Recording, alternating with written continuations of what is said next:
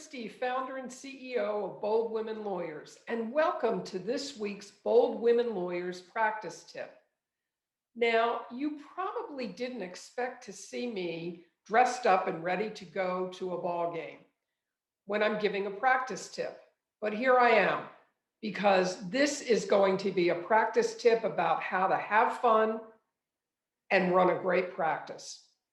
I can't wait for baseball season to begin, especially for my home team. Now, I was born and raised in Baltimore, and I still live in the Baltimore area. My baseball team, as you can see, is the Baltimore Orioles. Now, if you know anything about baseball, you probably know that the Orioles, well, they haven't done well in a long time. They've had lots of ups and downs. But I still remember when they won a World Series. The last few years, though, have been tough. It really has been up and down. So why do I still support them? Why am I still dressed up, ready to go to Camden Yards, ready to eat a hot dog and drink a beer and watch the game, and ready to watch it on TV because I love that too? Well, it's because one of the things I really love about this team is that they persevere. They've never given up. They've never given up. They work day after day after day to get a little bit better. And you know, I can see the progress, especially with some of my favorite players, but I see how hard they work. And I really respect that because I've had the same experience in my law firm.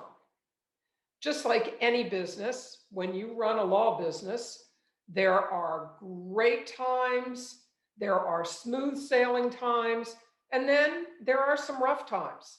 It's inevitable in any business. And so you don't want to be afraid of those tough times. You want to make sure that you're prepared to deal with those tough times.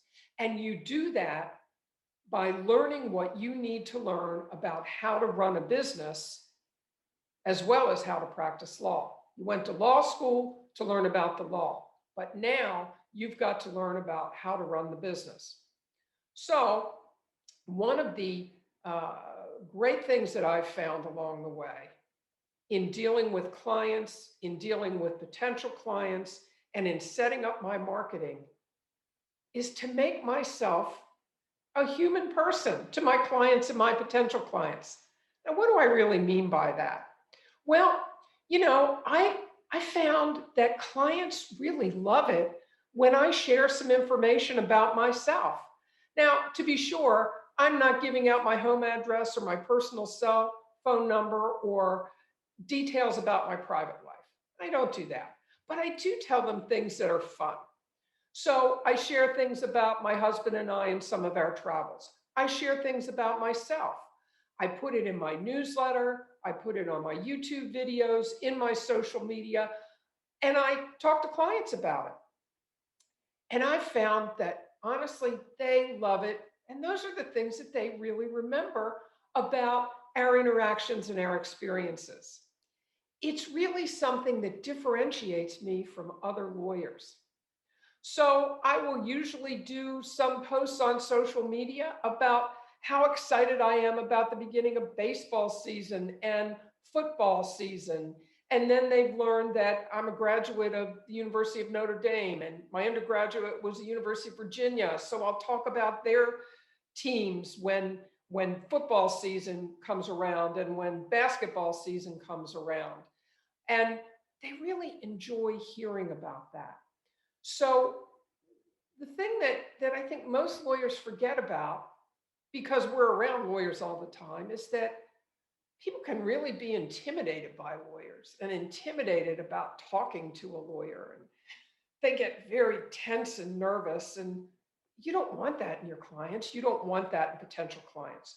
You want them to be able to feel comfortable with you, certainly for the good of their case or their engagement, so that they can be open and honest and tell you everything that you need to know, but also because a big part of your success as a lawyer is the journey that your client has through their case with you. How did they feel? And one of the ways you can make them feel great is by them feeling like you're a human too, that they can talk to about regular stuff like baseball. It's it's it's a great way to market and you don't even realize you're marketing. So I highly encourage you to do it for that reason, but also for this reason. It's just fun. So once my clients start to learn things about me, we have some great conversations. Now, I'm a big, huge Baltimore Orioles fan. I have some clients who are big fans of those dreaded New York Yankees. At least for people in Baltimore, they're the dreaded New York Yankees. So we have lots of back and forth and fun conversations about that. I, of course, have plenty of clients who are Baltimore Oriole fans. So we'll talk about who our favorite players are and how the team's doing and who do we think they should trade for? What do we think should happen next? It's just a great way to have a relationship with your clients that has nothing to do with their legal problem, but they are never going to forget once their legal problem is solved. So I can't encourage you enough to do it. You're going to have fun doing it, and you want to bring fun into your practice, because if your practice is just day in and day out about business and law, that can get a little dry. You want to make sure you build in some fun. So that's one great tip that I think you can put in place today in your marketing and in your relationships with your clients and your potential clients. There are several key factors to having a thriving solo law practice.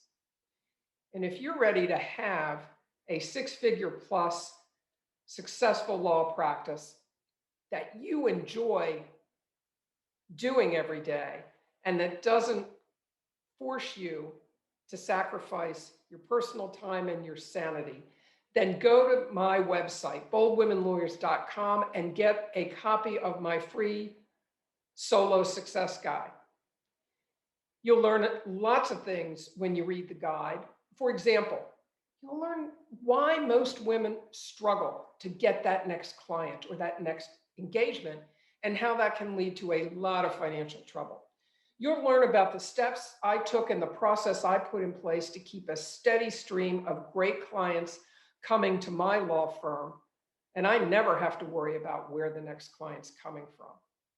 You will learn how to free yourself from all of the important administrative tasks, but the tasks that can become very mundane and really busy work to you if you're doing them, and will rob you of the time that you need to be able to grow your practice. So don't wait. Go to boldwomenlawyers.com right now, download the Solo Success Guide, and be sure to come back here next week for another practice tip.